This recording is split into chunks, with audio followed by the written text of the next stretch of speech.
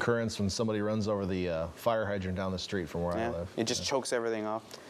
Just like, yeah. That was the old prank with my brother, at least. We would close it off. We would try to water the lawn. Never pointed it at the face, though. We knew better. You pinching the hose, is that what you're saying? Yeah.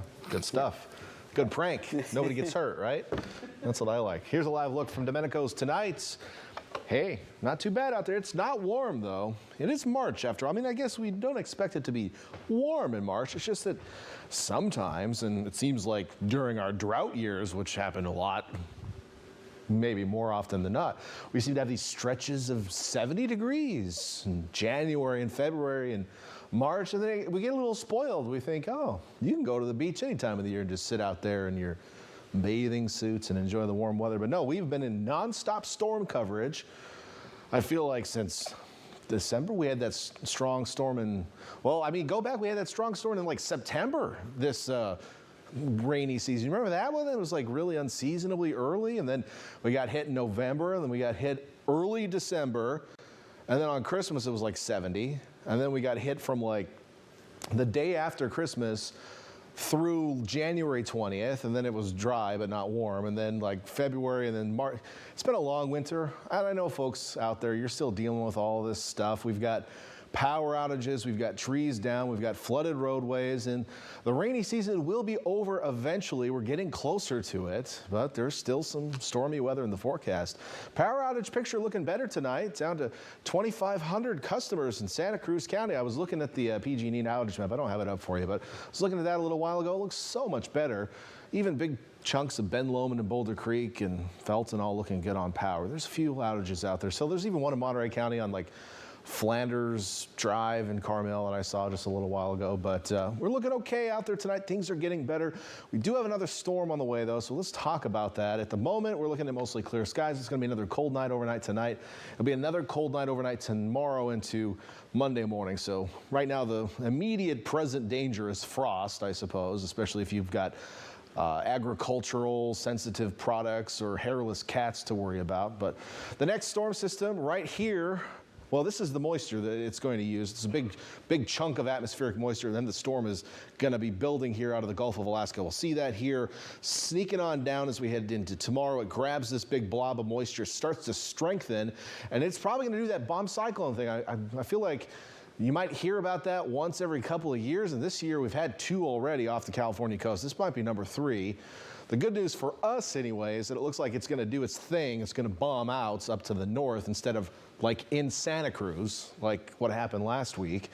So it looks like it'll stay offshore. We're going to watch the center of circulation in just a moment, but this is 5 a.m. on Tuesday, and we actually have its cold front, the beginning of the storm system, moving through our area. So we're going to get the cold front. That will have some wind and rain with it. And then the center of the storm is going to stay just offshore and slowly weaken as it heads down the coast. So I'm not expecting anything too crazy from that itself, but that first cold front on Tuesday will bring a period of wind and maybe moderate rainfall.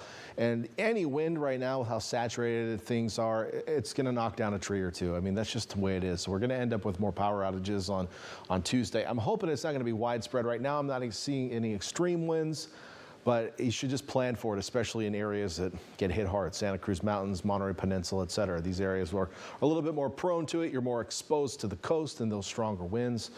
And of course, it's rained a lot in those areas, so the ground is fairly saturated. Beyond that, a few showers may linger into Thursday. And then we're starting to look a little drier into April. Fingers crossed, knock on wood, all your dances, do all of those things. We've had enough rain this year. We don't need any more. The drought's over here locally. I mean, we could always use a little more groundwater. We've been pumping that stuff out for decades, but yeah, we're done with the rain this year, so hopefully it stays that way. In the meantime, overnight tonight, mostly clear skies, a little bit of fog possible in our valleys, maybe down south in southern Monterey County. If you're heading down to Cabo San Ardo, it's a good vacation spot. It might be a little foggy tomorrow morning as you wake up. Certainly going to be frosty in the valleys tomorrow. And then during the day tomorrow, mostly sunny skies. Just a couple of patchy clouds over the hills. That's about it. And then the clouds increase Monday. And then there's that next weather system. It'll get here maybe as early as late Monday night after you go to bed. But more likely, especially over that 17 area in that Monday or a Tuesday morning commute.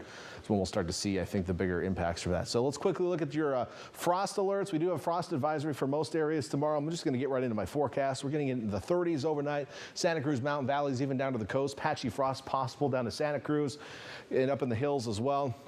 You don't need to be below 32 to get frost, by the way. Some materials tend to cool at faster rate. You can get temperatures below freezing, even if the air temperature is above it. So there you go. 36 overnight in Salinas, we're mid-30s in San Juan Bautista, Hollister, highs back in the upper 50s tomorrow. Monterey Peninsula, upper 30s to low 40s tomorrow morning. Patchy frost, highs in the low to mid-50s. Going to be another chilly day with a wind off the water. Monterey, have that jacket handy. Down south, the Salinas Valley dropping into the 30s overnight, highs back in the upper 50s. Let's talk about that 7-day forecast now. A couple of cold mornings still, and then rain on Tuesday, and could be heavy at times. We're going to get some wind with it, showers lingering into Wednesday and maybe Thursday over the hills. And it looks like we warm up a little bit into next weekend. We're going to watch that for you. Inland areas also a couple of cold mornings ahead with some more frost. Rain and wind on Tuesday. We've seen much worse, but we'll still have some hazards on Tuesday, so you're going to want to stay tuned to my forecast. We'll have you updated over the next couple of nights, Victor. Thanks so much, Dan.